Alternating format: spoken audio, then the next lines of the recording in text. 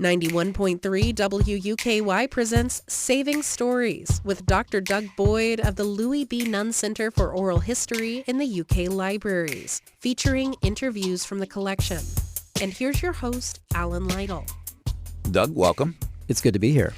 Today we are pausing to remember the late Ted Bassett, who passed away last week at the age of 103. He had an incredible career. In the summer of 2019, the Nunn Center and the UK Libraries partnered with Keeneland, the Keeneland Association, Keeneland Library and Museum Foundation, and the Thoroughbred Daily News to conduct a series of oral history interviews that we called Life's Work.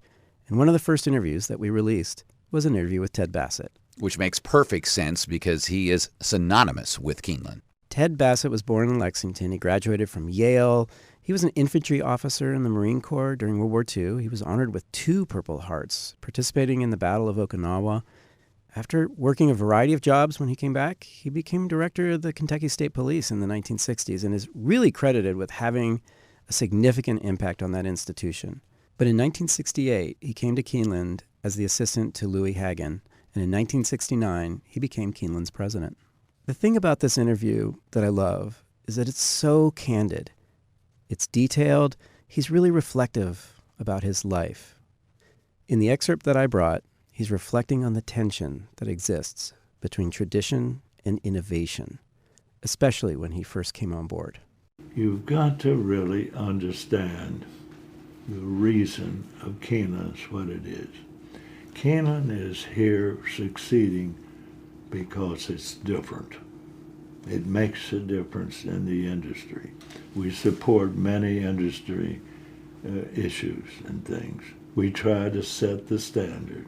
So one particular example of this tension between tradition and innovation at Keeneland includes the parking lot and the mud before the parking lot was paved.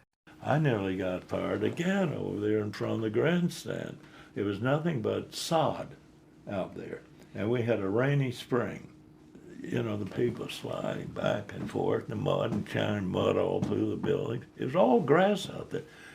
And I put the asphalt down. And Louis Hagen, my boss, and his wife is one of the real contributors to making Keeneland what it is. She had exquisite taste. She knew what landscape architect, Richard Webble from Long Island and Palm Beach. Arthur Smith, the great interior director, she had exquisite taste. There wasn't some local Yahoo coming out here. Everything was done tastefully and thoughtfully and quietly. But I've put asphalt out there, and I'm telling you, Louis Hagen's face was purple with rage, and his wife was. That was a crisis point, and I learned, boy, the next time you do this, take it step by step. Don't move in. Flex. Don't cave.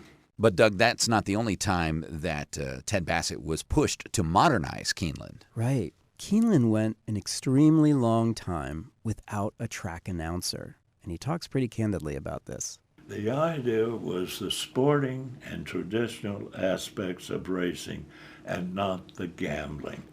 The fear of the founders was the Churchill, New York, Chicago. The minutes before the race was always hawking the bettors to the windows. Only 10 minutes to go, 10 minutes to go to get your bet down. Remember, pig. Then you may have the pig signal. And that was the real reason, 2 reasons. The real reason was in the early days, we couldn't afford it. Quite simply a giant in the horse racing industry and someone who had impact beyond the industry itself. One of my favorite things was to go to the Keeneland track kitchen for breakfast and see Ted Bassett. He would be holding court, telling stories, drinking coffee, lots of laughing. He really was a treasure. The Nunn Center has multiple interviews in our collection with Ted Bassett. The latest one, the interview for Life's Work, is available online at KentuckyOralHistory.org. Doug Boyd from the Nunn Center has been our guest on Saving Stories. Thanks for joining us. Thanks for having me. Saving Stories is a collaboration between the Louis B. Nunn Center for Oral History in the UK Libraries and 91.3 WUKY. There's more episodes and show links on the podcast page at WUKY.org.